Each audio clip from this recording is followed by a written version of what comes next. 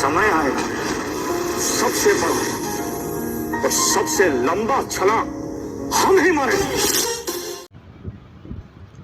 Hello my dear students, welcome back my YouTube channel GSSC for physics एकेटिव यूपीटीओ engineering mathematics 2 BS 203 most important question unit wise 1 to 5। इसके बाद कुछ नहीं।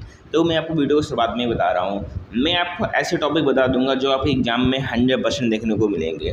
जानकारी के लिए मैं बता दूं आपको, आपके एग्जाम में हर यूनिट से 3 क्वेश्चन आएंगे लॉन्ग आंसर में, जिसमें आपको 2 क्वेश्चन करने होंगे। तो मैं आपको 3 के तीनों ओनली 3 टॉपिक बता दूंगा, ओनली 3। बस उन्हीं टॉपिक को तैयार कर लेना। क्वेश्चंस के लिए क्वांटम के क्वेश्चंस बेस्ट हैं, आप क्वांटम के क्वेश्चन लगाइएगा। यदि आपके पास टाइम कम है, यदि आपके पास टाइम है, आपने क्वांटम के क्वेश्चन सारे लगा लिए हैं, फिर भी आपके पास टाइम है, तो आप BS ग्रेवाल लगा सकते हैं। ठीक है, BS ग्रेवाल के वो भी एग्जाम्पल सफिशेंट है। इतना कर ले रहे हो तो मैथमेटिक्स 2 में 70 नंबर इजीली आ जाएंगे। लिख के दे रहा हूँ यार, कुछ ज़्यादा नहीं करना है। ठीक है, ओनली 5 सेकेंड 10 सेकेंड में आपको बता दिया 70 नंबर कैसे आते हैं मैथमेटिक्स 2 में। ठीक है, पासिंग वाले बच्चों उनके लिए ओनली क्वांटम सफिशेंट है यार। जो मैं टॉपिक बताया हूँ वो क्वांटम से पढ़ लेना, एग्जाम देने जाओगे यार, हो सकता है कि सेम टू सेम क्वेश्चन आ जाए, हो सकता है कि वैल्यू चेंज कर देगा, पर कॉन्सेप्ट वही रहेगा यार। यदि कर लो, आपने कर लिया, नंबर मिल जाएगा आपको। ठीक है, बस प्रैक्टिस कर लेना यार, बिकॉज पहली बार आप लोग पढ़ते हो, सिलेबस थोड़ा नया होता है, तो प्रैक्टिस जितना कर लोगे उतना आपको प्रॉफिट है। ठीक है, चलो स्टार्ट करते हैं वीडियो में।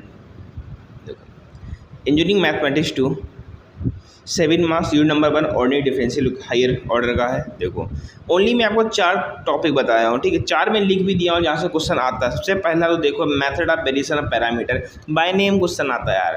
क्वेश्चन जब भी आया बाय नेम आया है, to solve the method of variation of parameter following this equations. ठीक है, बाय नेम आता है, मोस्ट इंपॉर्टेंट। आप सेक्शन नंबर C में आपको क्वेश्चन देखने को मिलेगा 7 मार्क्स में। ठीक है, देखो अब मैं टॉपिक बता दूँ, आप क्वेश्चंस कैसे तैयार करोगे वो मैं बता रहा हूँ। क्वेश्चंस के लिए क्या करना है, तो कॉन्सेप्ट तो आपको पता होना चाहिए। यदि आपको कॉन्सेप्ट नहीं पता तो यूट्यूब पे बहुत से फैकल्टी हैं जो पढ़ा रहे हैं यार। ठीक है, आप उनसे पढ़िएगा। आपको जैसे ही कॉन्सेप्ट पता चल जाए तो सबसे पहले आप क्वांटम के क्वेश्चंस को प्रैक्टिस करिएगा। आप क्वांटम के क्वेश्चन को प्रैक्टिस कर लेना। इसके बाद यदि आपके पास टाइम मिले, वैसे टाइम मिले तब कंपलसरी नहीं है, टाइम मिलता है, आपको मैथ में इंटरेस्ट है कि सर मुझे और भी क्वेश्चन सॉल्व करनी है, तब आप BS ग्रेवाल को फॉलो कर सकते हैं। BS ग्रेवाल के वो भी एग्जाम्पल लगा लेना इस टॉपिक के। ठीक है, तो ये 100% आपको देखने को मिलेगा, method of variation of parameter. यहाँ से एक क्वेश्चन हर बार आपके एग्जाम में आता है, मोस्ट इंपॉर्टेंट टॉपिक है, आएगा। ठीक है, नंबर सेकेंड यदि आप देखना चाहोगे तो साइमल्टेनियस लीनियर डिफरेंशियल इक्वेशन और कॉची आइलर डिफरेंशियल इक्वेशन। ये कॉची आइलर पढ़ते हैं, यूलर ने आइलर पढ़ते हैं इसको। ठीक है, कॉची आइलर डिफरेंशियल, यहाँ से भी एक क्वेश्चन आपको एग्जाम में देखने को मिलता है। ठीक है, जो थर्ड हमारा टॉपिक है वो changing the independent variable and normal form आता है। देखो, या फिर आपसे इंडिपेंडेंट वेरिएबल से बनेगा या फिर आपसे नॉर्मल फॉर्म से बनेगा। इन दोनों टॉपिक में से भी एक क्वेश्चन बनता है। ठीक है, चाहे आपसे इंडिपेंडेंट वेरिएबल का पूछ ले, चाहे आपसे नॉर्मल फॉर्म का पूछ ले। ठीक है, तो यहाँ से एक क्वेश्चन बनता है तो पढ़ लेना। यहाँ से एक 100% क्वेश्चन बनेगा, और method of variation of parameters 100% बनेगा। यहाँ से एक बनेगा, इन दोनों से कोई एक क्वेश्चन बनेगा। ठीक है, टोटल 3 क्वेश्चन हो गए। आपके एग्जाम में 3 क्वेश्चन देखने को मिलेंगे लॉन्ग में, सेक्शन C में 2 मिलेंगे, सेक्शन B में 1 मिलेगा, तो 3 यहीं से मिलेंगे। ठीक है, तो सबसे इंपॉर्टेंट जो टॉपिक था, जो 100% आता ही आता है, method of variation of parameter. ठीक है, क्वेश्चन प्रैक्टिस करना पड़ेगा, तो क्वांटम के क्वेश्चन लगा लेना, सफिशिएंट है यार। देखो, ऐसा कोई फैकल्टी नहीं आपसे कहेगा कि आप क्वांटम क्वेश्चन लगाए, मैं बोल रहा हूँ यार। ठीक है, बिकॉज आप मैथमेटिक्स के प्रीवियस ईयर के पेपर देखो यार, मैं देखा हूँ बहुत से क्वेश्चन क्वांटम के क्वेश्चन ही आ जाते हैं यार, वैल्यू भी नहीं चेंज करते हैं। मिनी टाइम जैसा हो चुका है। ठीक है, तो जो आते हैं तो लगाओ, उसको प्रैक्टिस करो यार, अच्छी बात है। तो नंबर सेकेंड आता है लाप्लास से। तो लाप्लास से भी ज़्यादा टॉपिक नहीं है, पर लाप्लास थोड़ा लेंदी है, ऐसी बात नहीं है, फॉर्मूले बहुत हैं इसमें। देखो, सबसे पहला कन्वोल्यूशन थ्योरम, एक क्वेश्चन आपको 100% आपके एग्जाम में देखने को मिलेगा। ये भी बाय नेम आएगा, to solve Laplace inverse by using convolution theorem. ये भी बाय नेम क्वेश्चन आपके एग्जाम में पूछा जाएगा। ठीक है, 100% आपके एग्जाम में ये क्वेश्चन देखने को मिलेगा भाई। 100% देखो, जिसमें भी 100% लिखा है वहाँ से क्वेश्चन आएगा। ठीक है, पहला हो गया। तो कन्वोल्यूशन थ्योरम के प्रॉब्लम के लिए क्वांटम के क्वेश्चंस लगाओ। अरे क्वांटम के क्वेश्चंस लग जाएं तो आप BS ग्रेवाल के एग्जाम्पल लगा लो, जेने नेंगर की एग्जाम्पल लगवा लो। ठीक है, 2 ही बुक प्रेफर करना है, एक BS ग्रेवाल, एक जेने नेंगर। आप देखोगे, मैं तो BS ग्रेवाल को फॉलो करता जब मैं पढ़ता था, और BS ग्रेवाल के जितने भी एग्जाम्पल हैं ना, अधिकांश देखोगे भाई आपके पेपर में आते हैं। ठीक है, भाई आपके क्वांटम में भी सॉल्व दिए गए हैं। इसलिए अगर क्वांटम लगा लिए तो BS अग्रवाल के एग्जाम्पल भी लग जाते हैं अधिकांश, ठीक है। नंबर सेकंड की यदि बात करते हो तो एप्लीकेशन आता है भाई आपसे ऑर्डिनरी या साइमल्टेनियसली लीनियर डिफरेंशियल इक्वेशन, दोनों देखो, दो में से एक से बनेगा, या फिर आपसे ऑर्डिनरी से पूछेगा या फिर आपसे साइमल्टेनियस से पूछेगा, पर यहाँ से क्वेश्चन बनता है, इंपॉर्टेंट है।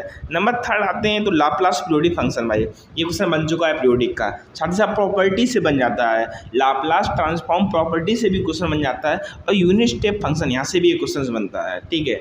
तो इसमें 3 टॉपिक हैं, 3 टॉपिक में कोई भी एक क्वेश्चन बन जाएगा, चाहे आपसे पीरियोडिक फंक्शन का बना दे, चाहे आपसे प्रॉपर्टीज़ का बना दे, चाहे आपसे यूनिट स्टेप फंक्शन से बन जाएगा, ठीक है।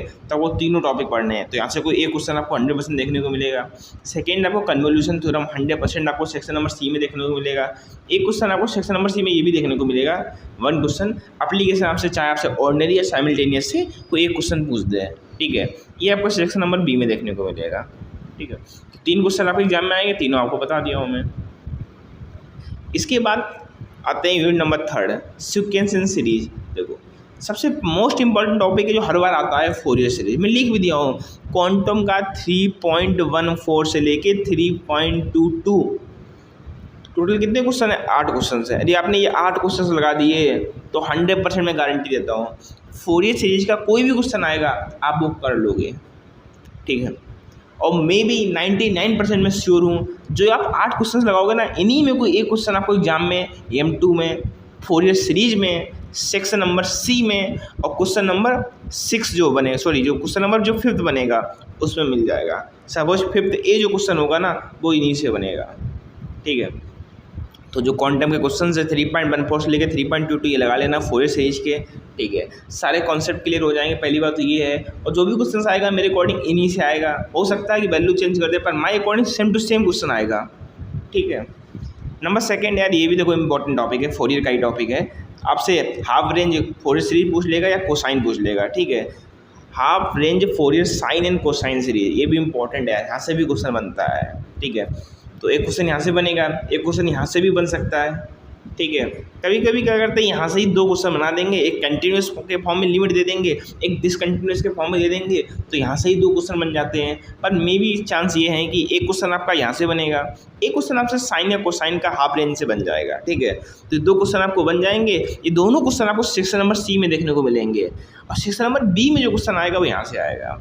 जो बी में जो क्वेश्चन आएगा वो आपका यहाँ से आता है, रेशियो टेस्ट कंपैरिजन टेस्ट से बन जाता है, एक आपसे रेविस टेस्ट से बन जाता है। दोनों ही बहुत इंपॉर्टेंट है, दोनों में से एक आपसे 100% आपके एग्जाम में एक क्वेश्चन देखने को मिलेगा। सिंपल क्वेश्चन होते हैं, ज़्यादा हार्ड क्वेश्चन नहीं होते, रेशियो दोनों का सेम ही होता है, बस एट लास्ट में एक में कंप्रेशन टेस्ट लग जाता है, एक में रेविस टेस्ट लग जाता है, बस यही डिफरेंस है, ठीक है। तो 3 टॉपिक में बताया, उन तीनों में से कोई एक क्वेश्चन आपको देखने को मिलेगा, तीनों में से तीनों क्वेश्चन देखने को मिलेंगे। पहला वाला 100% देखने को मिलेगा, दूसरा भी देखने को मिलेगा, तीसरा भी देखने को मिलेगा, इन दोनों में से एक देखने को मिलेगा, ठीक है। बात करते हैं 4th यूनिट की। देखो जो 4th यूनिट है वो कॉम्प्लेक्स वेरिएशन डिफरेंशिएशन का एक इंटीग्रेशन का है। ये दोनों यूनिट काफ़ी सिंपल है, ज़्यादा हार्ड नहीं है यार। मेरा मानना है या M2 का प्रिपरेशन स्टार्ट कर रहे हो शुरुआत से, तो आप पहले यूनिट नंबर 4 पढ़िएगा, फिर 5 पढ़िएगा, ठीक है। तो ये सॉलिड नंबर है, पहली बात तो ये है, और सिंपल है, ज़्यादा टिपिकल नहीं है, ठीक है, एज कम्पेयर टू 1 2 3। सबसे पहला टॉपिक जो आता है इसमें वो आता है मिलने थॉमसन मेथड। इसके 4 केस होते हैं, इन 4 केस में कोई एक केस आपके एग्जाम में क्वेश्चन बनता है, ठीक है। जो मिलने थॉमसन मेथड होता है इसमें 4 केस होते हैं, इन चारों केस में कोई एक क्वेश्चन आपके उसमें बनता ही बनता है, ठीक है। तो 100% यहाँ से क्वेश्चन बनेगा। नंबर सेकंड मोबिज, सबसे सिंपल टॉपिक तो यही है, मोबिज ट्रांसफॉर्म। सिर्फ फॉर्मूले में वैल्यू पुट करनी होती है और क्वेश्चन भी बनता है। इसी को बाइलिनियर ट्रांसफॉर्म भी कहते हैं भाई। कभी कभी बाइलिनियर ट्रांसफॉर्म से क्वेश्चन आ जाते हैं, बच्चे नहीं समझ पाते हैं। ये दोनों एक ही नाम है, मोबिज ट्रांसफॉर्म और बाइलिनियर ट्रांसफॉर्म, और यहाँ से क्वेश्चन बनते हैं भाई, ठीक है। सिर्फ फॉर्मूले में वैल्यू रखनी होती है। सबसे सिंपल टॉपिक M2 का यही है, और रेक्टिव क्वेश्चन भी पूछता है, ठीक है। क्यों पूछता है? ये पासिंग के लिए क्वेश्चन होते हैं, ठीक है, कि अधिकांश बच्चा इसको कर लेगा तो पासिंग मार्क्स तो कम से कम सिक्योर कर ही देगा। तो मोबिज हो गया, बाइलिनियर हो गया, इनसे क्वेश्चन बनता है, दोनों एक ही टॉपिक है। एक क्वेश्चन आपको बनेगा यहाँ से 100% श्योर हो। नंबर से का मिलने थॉमसन से बन जाएगा एक क्वेश्चन, और नंबर इसके बाद कॉची राइमन इक्वेशन भी पढ़ लेना, यहाँ से भी क्वेश्चन बनेगा। वैसे इन दोनों से एक ही क्वेश्चन बन जाएगा। देखो जो मिलने थॉमसन का है इस सेक्शन नंबर बी में बनेगा, और जो मोबिज का है इस सेक्शन नंबर सी में बनेगा। तो 2 क्वेश्चन आपके कवर हो गए हैं, 2 ही आने हैं। ये ऑप्शन में बनेगा, जो कॉची रायमन इक्वेशन है ना, ये सेक्शन सी के ऑप्शन में बनेगा। सेक्शन सी के जो ऑप्शनल जो क्वेश्चन होगा ना, वो इसमें ये बनेगा, ठीक है। प्रिपेयर कर लेना, 3 क्वेश्चन आएंगे, 3 में 2 करने होंगे, तीनों प्रिपेयर कर लोगे, अच्छी बात है। वैसे 2 100% जो आने वाले हैं, पहला मिलियन थॉमसन मेथड हो गया, नंबर सेकंड मोबिस ट्रांसफॉर्मेशन हो गया, ठीक है, 100%। क्वेश्चन प्रैक्टिस कहाँ करनी है? क्वांटम से करो, बहुत सही है यार, कोई गलत नहीं है। क्वांटम के क्वेश्चन लगाओ, मे बी देखो 70 मार्क्स आपका पेपर आएगा ना, तो आई होप 30 नंबर का तो साला क्वांटम से ही आ जाता है, सही बता रहा हूँ। क्वेश्चन की वैल्यू भी नहीं चेंज करते हैं, ठीक है। आप प्रैक्टिस कर लो बस, बहुत है, सफिशिएंट है वहाँ से। नेक्स्ट बात करते हैं यूनिट नंबर 5 से। तो इंटीग्रेशन इसमें होता है, सबसे पहला टेलर एंड मैक्लेरियन सीरीज, तो यहाँ से क्वेश्चन बनता है और सिंपल है यार, सिर्फ फॉर्मूले में वैल्यू पुट करनी पड़ती है और कुछ नहीं है इसमें, ठीक है। तो इनको पढ़ लेना, एक क्वेश्चन आपका 100% यहाँ से बनेगा। नंबर सेकंड आपसे कॉची रेजिड्यू का बन जाता है और इसको एप्लीकेशन से क्वेश्चन बन जाता है, एक क्वेश्चन वहाँ से बन जाता है। नंबर थर्ड आपसे कॉची इंटीग्रल फार्मूला से जो एग्जाम्पल होते हैं वहाँ से भी क्वेश्चन बन जाता है, ठीक है। तो 3 क्वेश्चन आपके बनेंगे यूनिट नंबर 5 से, जिसमें आपको 2 क्वेश्चन करने होंगे, ठीक है। तो 1, 2, 3, 4 एंड 5 में 5 यूनिट बता दिया हूँ। कौन से जो जिसमें 100% लिखा है ना, 100%, इसमें 100%, इसमें 100%, इसमें वो क्वेश्चन आपको देखने को मिलेंगे। उस टॉपिक से जो क्वेश्चन बनेगा 100% आपके एग्जाम में बनेगा, ठीक है। चाहे आप प्रीवियस ईयर का पेपर देख लेना, उससे प्रीवियस ईयर का पेपर देख लेना, क्वेश्चन बनते हैं, ऑटोमेटिक बनते आए हैं, ठीक है।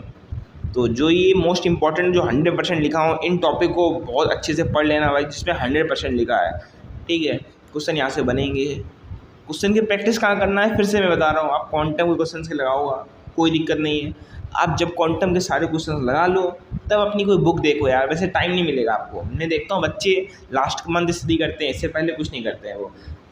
बता दूँ यार, M2 तो हल्के में मत लेना यार, मैं आपको थोड़ा बता दूँ M2 को। तो M1 हुआ, M2 देखो, मैं जानकारी के लिए आपको एक चीज़ बता दे रहा हूँ भाई, देखो जानकारी के लिए मैं आपको बता दूँ, M2 में तो M2 में बैक भी बहुत लगता है। अपने अभी M1 का पेपर दे के आए होंगे आप लोग, ठीक है। अपनी क्लास में देखना यार, यदि आपकी क्लास की स्ट्रेंथ 60 है ना, तो 60 में देखोगे मिनिमम 10 बच्चों का M2 में बैक लगा होगा, 10 से 12 बच्चों का। अदर का तो नहीं पता, 10 से 12 बच्चों को ज़्यादा भी हो सकता है बैक लगता है M2 में। तो M1, M2, M3, M4 4 math है आपके में। जो M3 होते हैं वो सिविल या मैकेनिकल के बच्चे पढ़ते हैं, और M1, M2, M4 other branch के बच्चे पढ़ते हैं। चारों मैथ बढ़िया मैथ है, प्रैक्टिस करना है यार। M2 में भी मैं बता दूँ, कॉपी बहुत गंदा चेक होता है, मैथमेटिक्स का कॉपी बहुत गंदा चेक होता है। स्टेप मार्किंग नाम का स्टेप मार्किंग है, एवरेज 2 या 3 नंबर देते हैं कि आपका आंसर गलत है, ठीक है। ताकि 5 नंबर कभी भी नहीं देंगे आपको। यदि आपने सपोज क्वेश्चन सॉल्व किया, फॉर्मूले भी लिखे, आंसर गलत कर दिया है, तो आपसे 2 या 3 नंबर एक्सपेक्ट करो उस क्वेश्चन में, इससे नंबर नहीं देते हैं Q2 वाले, ठीक है। तो आंसर बहुत इंपॉर्टेंट है यार। हो सके तो आगे पीछे जो बच्चे बैठते हैं उनसे आंसर मैच कर लो यार, यदि आपके मेरी हो सकता है तो कर लो। आंसर बहुत इंपॉर्टेंट है, आपका आंसर सही है ना, तो भाई 7 में आपको 6 नंबर दे देगा। भले आपका जो सोल्यूशन है वो गलत हो गया हो, वो मतलब नहीं रखता। अरे आंसर सही है तो नंबर आपका 7 में 6 या फिर 7 में 7 भी दे देगा, ठीक है। मैं बहुत बच्चों को देखा हूँ 7 में 7 नंबर भी उनको मिलता है। अरे आपका आंसर सही है, ठीक है, ठीक है। और कोई डाउट तो कमेंट कर देना। जय हिंद, जय भारत।